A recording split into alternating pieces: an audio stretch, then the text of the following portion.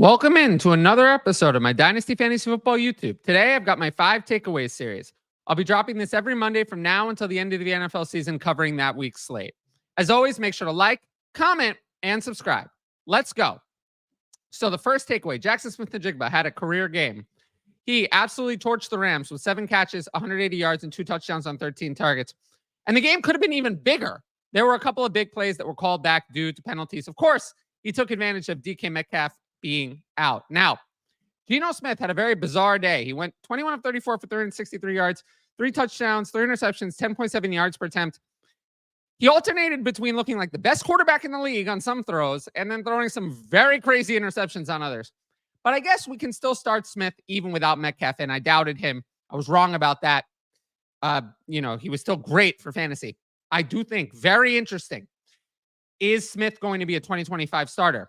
Seahawks are 4-5. He's turned the ball over a lot. Might have cost them this game. I think that's very interesting. But that's kind of a topic for another day. Tyler Lockett had 3 catches, 63 yards, and a touchdown on 4 targets. The touchdown's great. But considering that Smith threw 34 times and at 363 yards, this is not all that good. This wasn't impressive volume. Well, I don't know what happened to me there. AJ Barner had 7 targets. 3 other players had 3 targets. Lockett didn't stand out. So for me, what's the actionable move? And that's what we're trying to do. Present actionable moves here. I think we can see that JSN is way ahead of Lockett in the target pecking order. Both ran the exact same routes and snaps this week, but only JSN delivered. For the year, Smith-Njigba has 50 catches, 568 yards, 3 touchdowns, and 75 targets compared to Lockett's 34 catches, 456 yards, 2 touchdowns, and 53 targets. There's not a comparison in terms of volume. Lockett's had some big plays, but he's the wide receiver 3 on this team in snap share, routes, and targets. Metcalf will return after the week 10 bye. Use this final opportunity to get something for Lockett. I've seen this a lot. Lockett plus 25 for third for 25 second. There were a couple of these in the Dynasty Daddy trade database. I think, unfortunately, we're past getting a full second for Lockett. So this will be my top idea to move off of Tyler Lockett. Now, Chase Brown erupted. He dominated this week with Zack Moss out. 27 carries, 120 yards, and 5 catches, 37 yards, and a touchdown. He smashed in the Bengals' 41-24 victory. It was not a close game, and Brown took full advantage of the positive game script.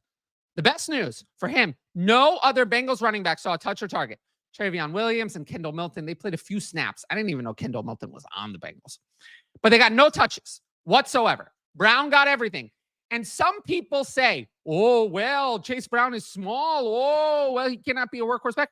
But that's actually not true. In his final college season at Illinois, he was absolutely a workhorse back. He saw a ridiculous number of touches per game. So he did do it. He can do it. And, Zack Moss is going to miss significant time with a neck injury. Injured reserve is possible. That's what the Bengals are saying. It's unclear the exact situation. When this neck injury happened, I have no idea because it happened at practice or somewhere, not on the field. But it's not looking good for Moss.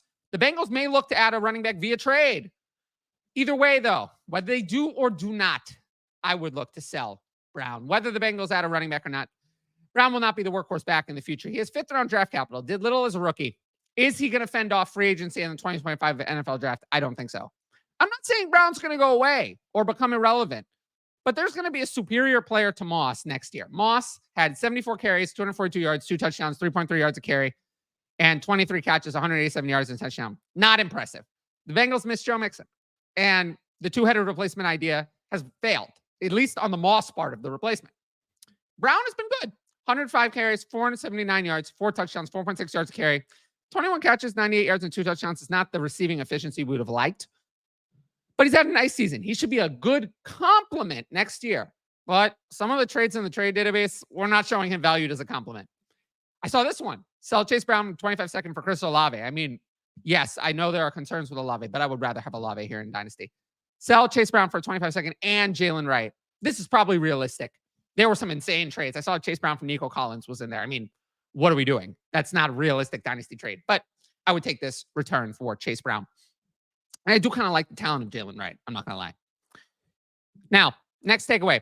Justin Herbert is still good. Now, this is kind of a silly title because I've never had any doubt that Herbert is good.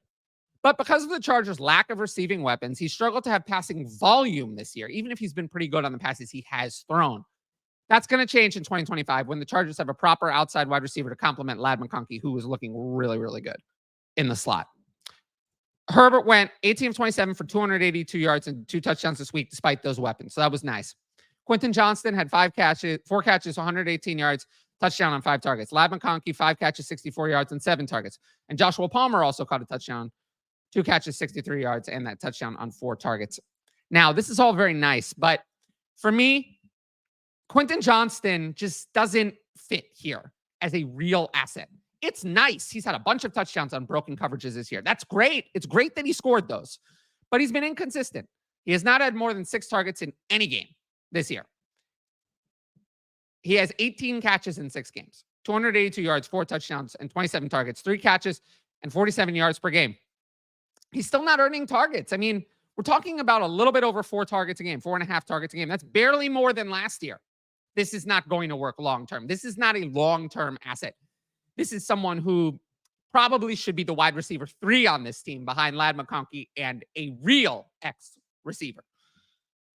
I'd take a 25-second and 3rd or in 26th third for Quentin Johnston and move on because he's just not earning targets. If you don't earn targets, you're not going to deliver consistency for fantasy. Touchdowns are more random. Targets are more consistent. I'd look to move on from Quentin Johnston after this game. Now, if you like my YouTube content, you should sign up for the Patreon. The link is in the top right corner, patreon.com/fantasy advice. If you want my interactive advice and my rankings, that is where to get it. I think everyone knows what else is offered on the Patreon. I talk about it a lot. But if you want to support the channel and get that content, sign up. And otherwise, let's move on to our next topic.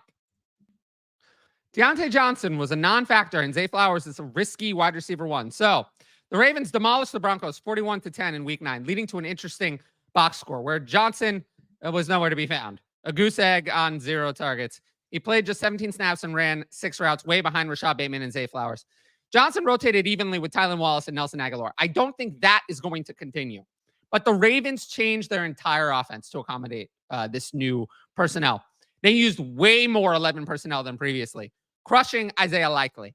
Likely was the victim of the offensive shift as he played the same 17 snaps as Johnson. He fell way behind Andrews in snaps and routes run. The Ravens may use some 12 personnel. Actually, Charlie Kolar played more than Isaiah Likely. Charlie Kolar playing as a blocker. But they don't seem to want to do any more 13 personnel. I don't think we're going to see any more of that with the addition of Johnson. Lamar Jackson went 16 of 19 for 280 yards, 3 touchdowns, 14.7 yards per attempt. That is insane production for so few pass attempts. The Ravens had 34 rushing attempts compared to those 19 pass attempts. Zay Flowers was the only successful wide receiver or receiver of any kind. 5 catches, 127 yards, 2 touchdowns on 6 targets. But even Flowers needed insane efficiency to get there. 6 targets is not great overall, but it's a great target share on 19 targets. No other Ravens wide receiver or tight end had more than 3 catches or reached 30 yards. Actually, Justice Hill was the secondary producer. Basically, we're only going to be able to start Flowers. The addition of Johnson has kind of eliminated Isaiah Likely, made Mark Andrews even riskier, and removed any idea of starting Rashod Bateman. And we're not going to be able to start Johnson himself. Now, what would I do? I think I'd just get rid of Isaiah Likely. The Ravens saw the version of the offense where Likely was a critical part of it, and they decided they did not like that version. They brought in Johnson, completely shifted the offense this week, and that was in a game, that they were winning by a lot. How much more 11 personnel might we have seen if the game were competitive or they were trailing? Likely has 24 catches, 271 yards, and 3 touchdowns on 34 targets, 2.7 catches, and 30.1 yards a game. But 9 of those catches and 12 of those targets came in week 1. Since then, hasn't had more than 4 targets in any game. Only exceeded 30 yards once. It's over. I'm done with Isaiah Likely. It was a flash in the pan. It was a 1-week wonder. I'd sell Isaiah Likely for Evan Ingram. That was in the Dynasty trade database. And even in a whole point tight end premium, I'd sell Likely for 25 second. I have no faith in Isaiah Likely.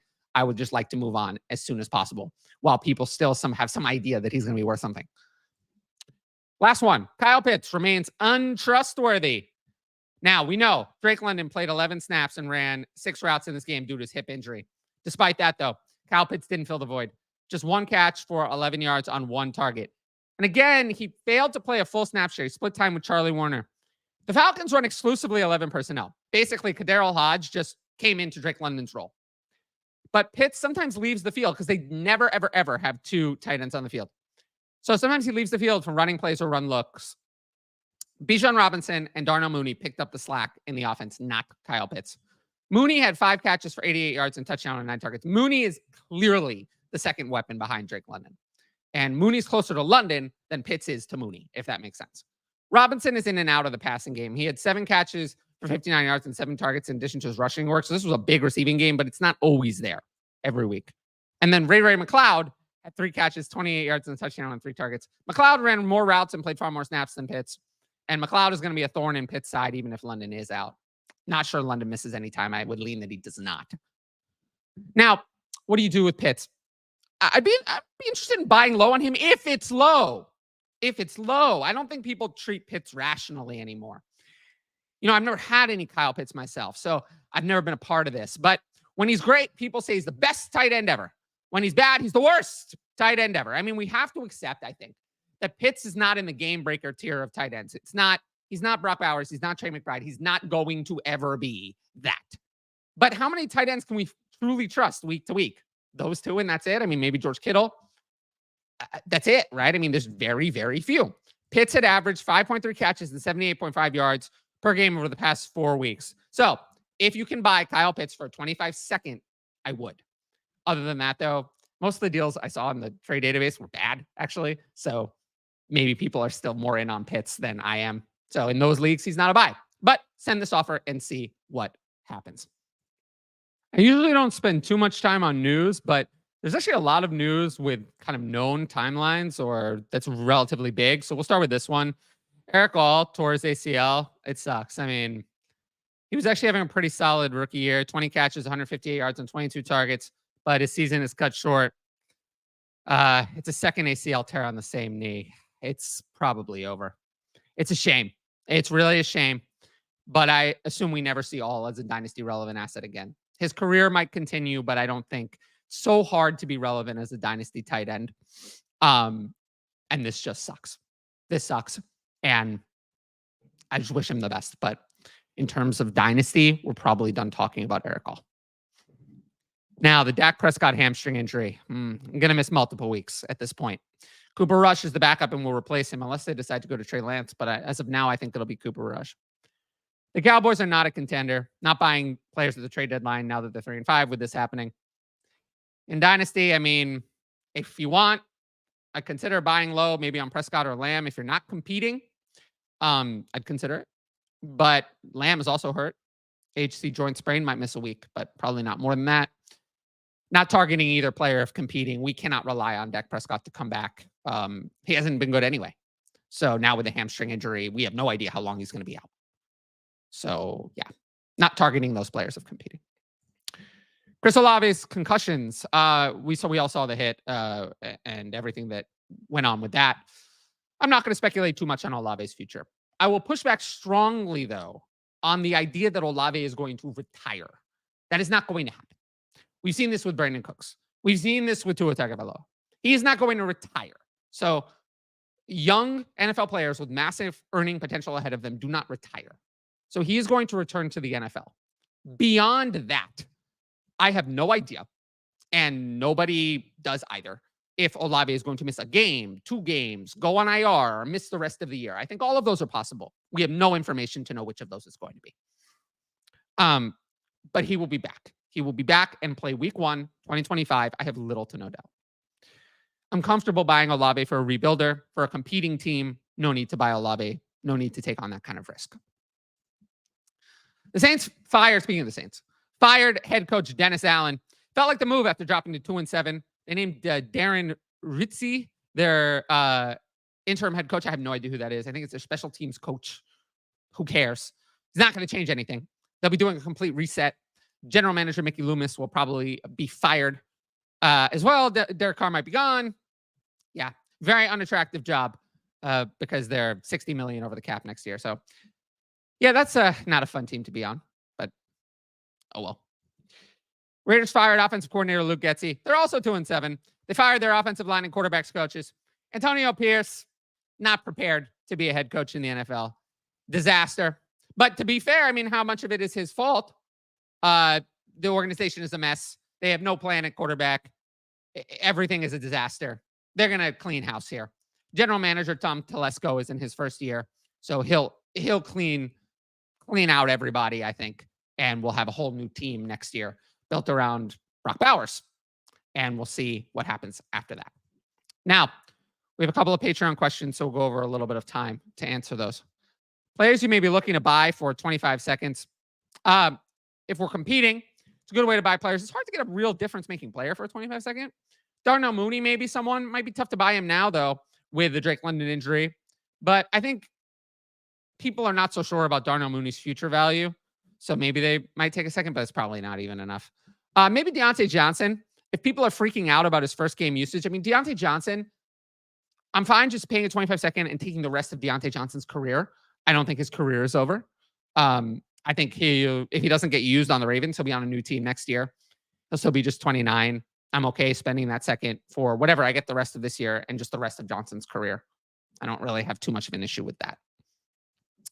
Last one, and I think this is interesting. Are sacks just as much a quarterback stat as they are no line stat? Is it equal blame, or is it more often not the product of bad line play? I think it can be used to evaluate a quarterback. Justin Fields was an example of a quarterback who crushed the Bears with his sacks. But sometimes the offensive line is to blame. For example, CJ Stroud this week, I would not blame Stroud for the 8 sacks that he took. He was under pressure immediately on many snaps. So you kind of have to judge if the quarterback is running into the sacks. Justin Fields, Sam Howell last year, Carson Wentz in the past, Deshaun Watson this year, Will Levis. These are quarterbacks. It is their fault. They have no idea what they're doing. They're running into the sacks. They are causing the sacks. If the pressure is immediately there, Stroud, Drake May, it is not his fault that he's constantly getting sacked. The pressure is there immediately.